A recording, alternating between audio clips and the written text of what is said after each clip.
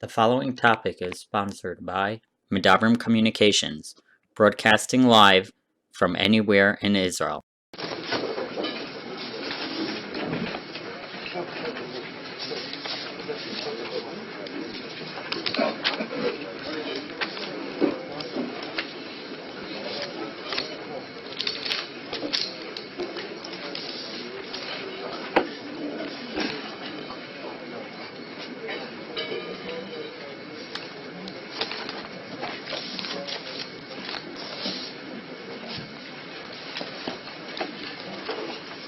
Next Kina, H2 card, Lamed Aleph 41, speaks about B'Tzeisim Yerushalayim.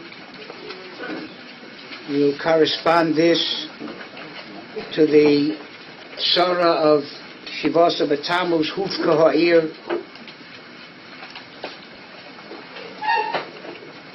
Speak about Yerushalayim.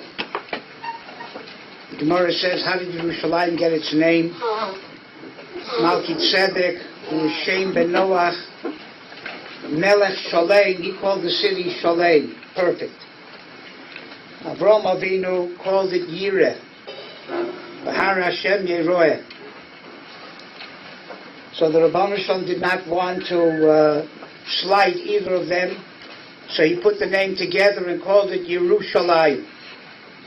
There's only one problem. Shem ben Noach came before Avraham Avinu, called it Yireh. So it should have been called Shalom Yireh, Shalem Yireh, not Yerushalayim. And secondly, Avraham Avinu called it Yireh Yeruh. Why do we call it Yerushalayim? We call it Yireh Shalayim, or Yeroeh Shalayim. Why Yerushalayim? Well, the idea is there are two ways of looking at Shleimus. By Goyim, the Shleimus is inherent in the world itself. It's a world of Shleimus naturally, and therefore Shem ben Noach called it Shalem. He saw the potential Shleimus in Yerushalayim and called it Shalem. Avraham Avinu, however, from a Jewish standpoint, nature is only the beginning of Shleimus. It's the tools you have to build on. But you need that Yireh and Yeroeh. You have to see the Rabbanu Shalom, he has to see you. And in that relationship you can bring out that potential, but the Shleimus only comes after you bring out the potential. The Rabbanu Shalom called it according to Klal Yisrael that would receive Yerushalayim. So the Ikar was the Yeru, but it's not Yireh and it's not Yeroeh. But putting the two together is Yeru, symbolizes the double Yireh and Yeroeh. You have to be fit to be seen by Hashem, and you have to want to see the Rabbanu Shalom. And then if you have that, you can bring out the Shleimus of Yerushalayim. And the Shleimus of Yerushalayim is not just a natural Shleimus. It's a supernatural Shleimus. And therefore it's not Shalem, it's Shalayim. Double. Yerushalayim Shalmata and Yerushalayim Shalmala. And that's what it says. That Yerushalayim is Ke'ir Shechubra Layachta, like two cities connected to each other, Yerushalayim Shalmala and Yerushalayim Shalmata. We say in the Slichus that ends B'Av, that ends Ne'ilah Yom Kippur. Ezkro Elohim Behemoya Birosi Kol Ir Al Tila Benuya. A city, an ear, is a place where you awaken all of the potential, all the kochos of the people, of the society within it. It awakens, it's ma'orer and it's ma'ureh. It combines all of the different functions of a society. That's a city. And all of those cities, al-tila benuya. But Yerushalayim is different. Yerushalayim is not just a physical city. It's Ir Hu Elokim. And Ir Hu Elokim mushpeles at she'ol tachtiyah, even if it's built, beautiful. Beautiful skyscrapers in Yerushalayim, beautiful hotels, beautiful mansions. But it's mushpeles at she'ol tachtiyah, because the ikar of Yerushalayim is not the physical buildings. It's the Kina that's not there because there's no Beis HaMikdash. Because Yerushalayim which doesn't incorporate within it the Yerushalayim Shel Mala, and therefore it's missing its ikr. Uvechol zos anu lekah veinenu lekah. Kah is the connection between the yud of Olam Haba and the hay of Olam Hazeh. Olam Hazeh was created with the hay, and Olam Haba with the yud. Even so, Yerushalayim is not where it's supposed to be. The Ruchnius is missing, and only the Gashmius is there. Still, anu lekah veinenu lekah. We're looking forward to the day that the Yud and the Hay in Yerushalayim will be mechuber again, and the Yerushalayim Shel Mala will be connected to Yerushalayim Shel Mata. That's why the people who ask, should we say Nachem today? How can you say Ir HaBezuya v'Hashomema when Yerushalayim is built up? Beautiful city, the old city, the new city. Right, beautiful buildings, but they don't understand what Ir Hu Elokim Mushpeles Ad Sheol Tachtiyam means.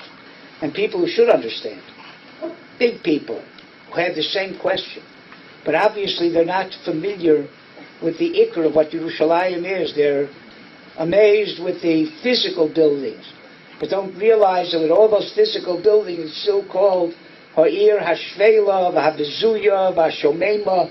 Ir Hu Elokim Mushpeles Ad Sheol Tachtiyam.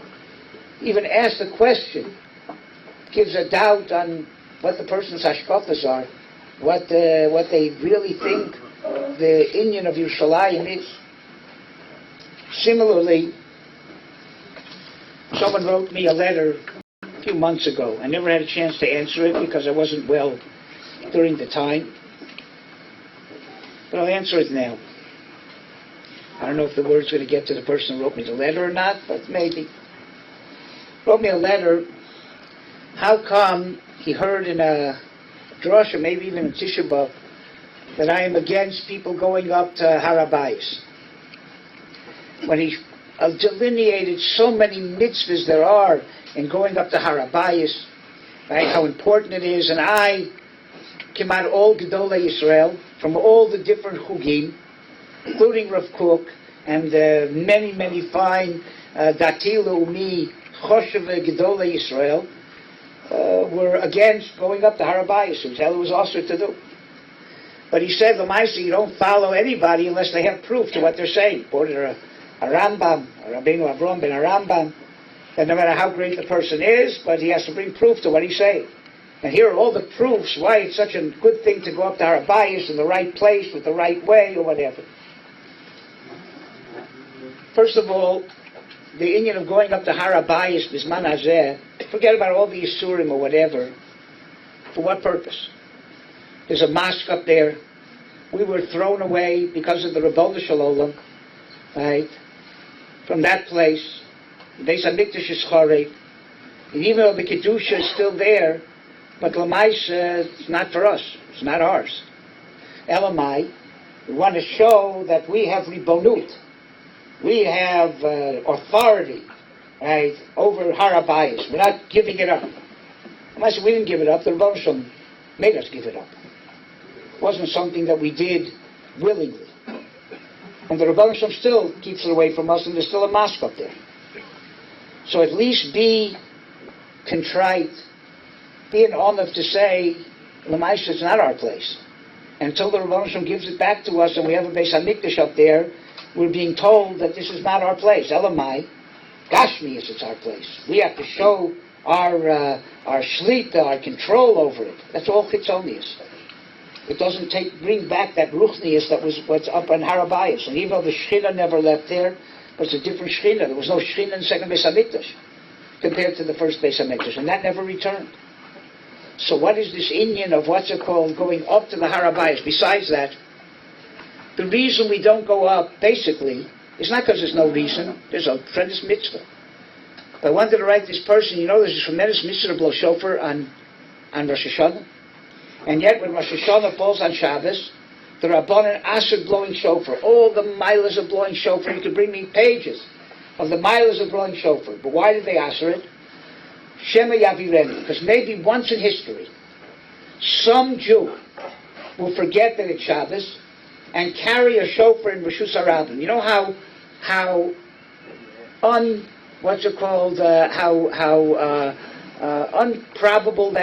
improbable it is. I don't know if it ever happened. But because one Jew, Beini Michal Shabbos, it's kedai to mevatel every time Rosh Hashanah falls on Shabbos, mevatel shofar. And lulav and sukkahs. Why? Because one Jew may be over on a chiyuv koris. That could be chayav a chiyuv misa because you did it not on purpose. The most it could be is koris, probably a shogeg of koris. So letting people go up to Harabayas, even if you know how to do it, you go to the mikveh and you and you go only to those places. How many other people probably are going to go there because Jewish Jews go there? They don't know there's anything wrong with it. So if one Jew in history would go there, it's kedai to aser.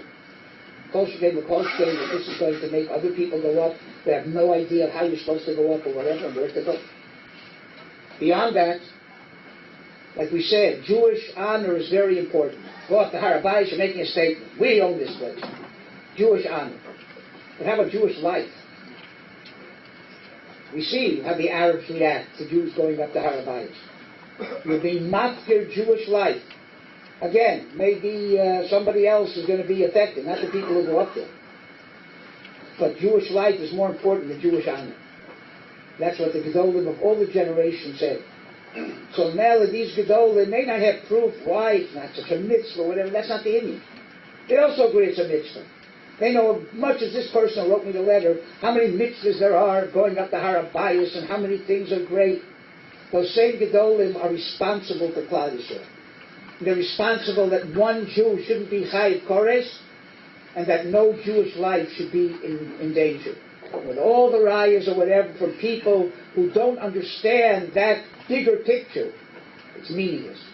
And that's why Gedolei Yisrael are Gedolei Yisrael, and not small people who can look at the picture but in a very limited way, see mitzvahs and chiyuvim or whatever, and not see the bigger picture of why Chazal asked mitzvahs on Shabbos, because one Jew in history may come to be over Koresh, and why they asked things because of Pikuach Nefesh.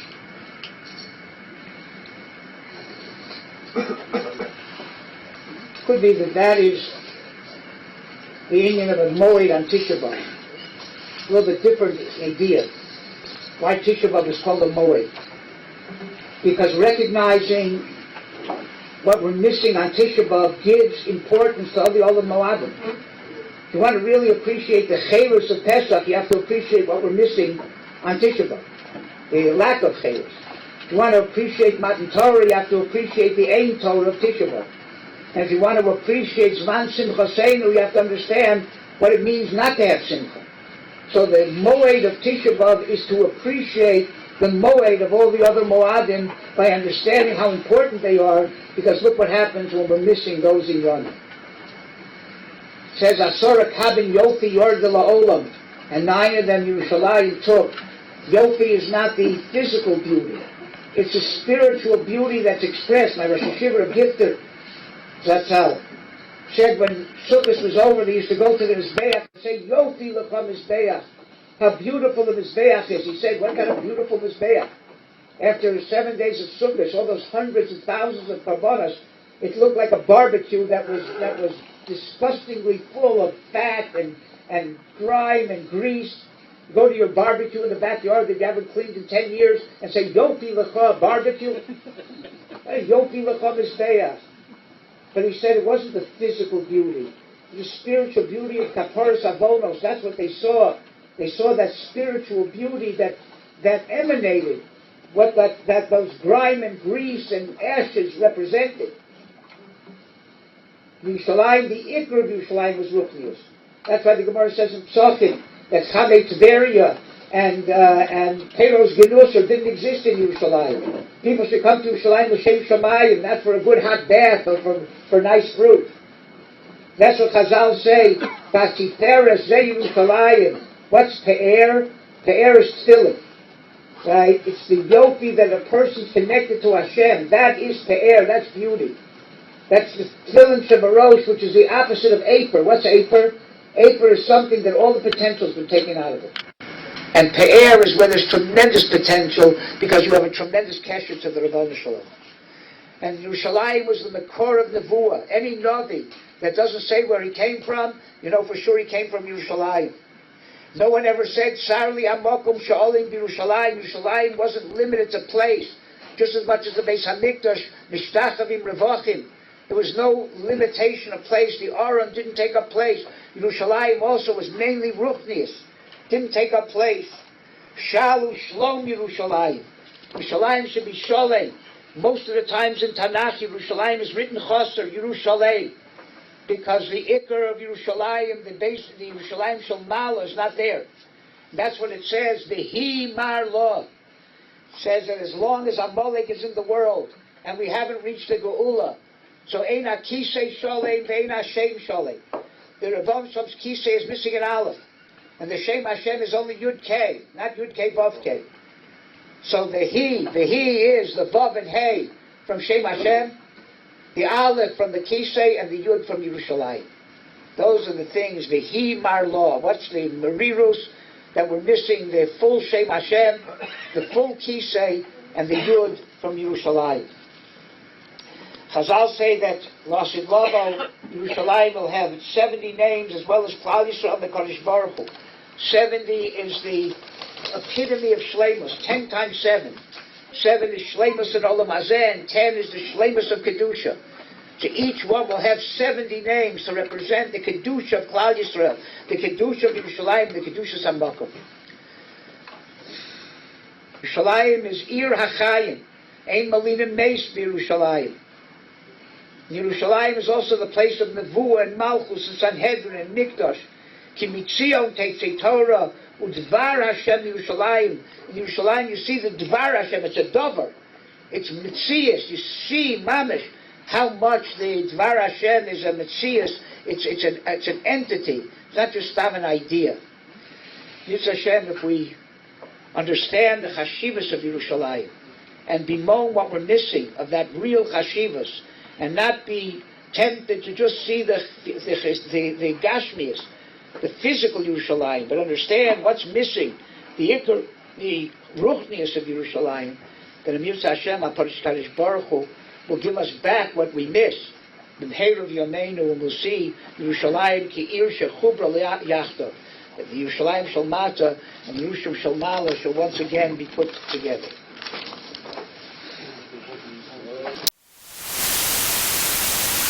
Thank you.